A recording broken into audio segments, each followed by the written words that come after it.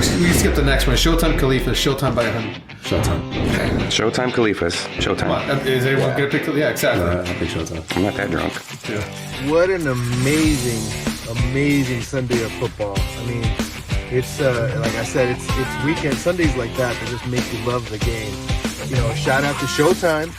Showtime came out and they beat both the defending champions from last season, you know, the Raptors and Califas. So they took them out.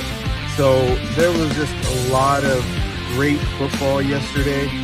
It's just one hell of a Sunday of football, and it's just one of those things that just makes you love the game, and just makes it so much fun being your commissioner. I appreciate all you guys. I love Sundays like this. Thank you very much.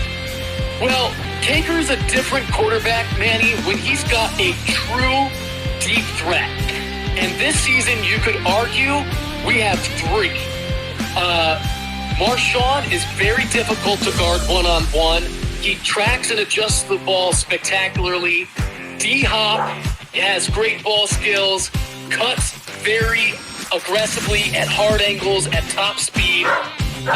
Ricky can take the top off the D, and Ethan is very unassuming looking, but he's got great hands and can really rack up yak. So when Caker can take the top off the defense, he can make up for plays where, he was a little inaccurate this play, or he didn't like how that receiver ran that route that play. But when you have the arm strength Caker does, and you can make up for your little miscues along drives, he's a different player. So I think it's a combination of the talent we have on the outside and Caker being able to erase his mistakes routinely on drives by going deep. So let me just give you some stats real quick with Caker. So I don't know if we've ever had a quarterback touch the 80% completion mark, but he's right there at 79. that's great. He's got 42 touchdowns so far with 2 interceptions. That's ridiculous. I mean, especially the completion percentage. I mean, most quarterbacks should be over 65. In fact, he's close to 80. That's just stupid. And he's not. You know, he's playing. I mean, he finished playing against, obviously Raptors, and I believe they still haven't played RBK, right? They still haven't played. So we played RBK. That was our loss. Oh, that's right. That's right. The other thing I was going to tell you, and I would be remiss if I didn't talk about your best player, and that's Kat, who's blocking for Caker, but gets a lot of those ugly, tough yards and that you guys need. Tell us about that.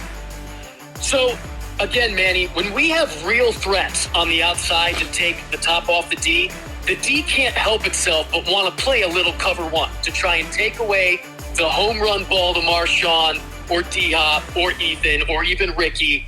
And when you've got cover one and you want to pressure Cake, because let's face it, a lot of rushers smell blood in the water with Caker back there.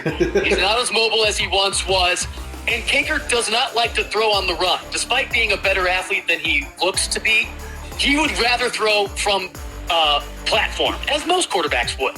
But he really likes to throw with his feet planted, and he can put some juice behind the ball and either work it into a tight window or go over the top.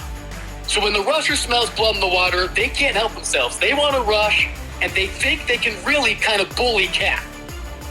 So Kat does a great job of cutting pass rushers in half.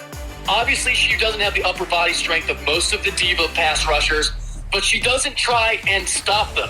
What she tries to do is seal them and give Caker half or 3/4 of the field to boot to. So she tries to get a good piece of them, cut them in half, shove them off their lane to Caker, and then she does a great job of not letting the chip slow down her release. And if you've committed to a cover one safety, you're a man down. So your linebackers that have been guarding the Payne drags or the Ethan drags or the Ricky stops now are outnumbered 3-on-2 short.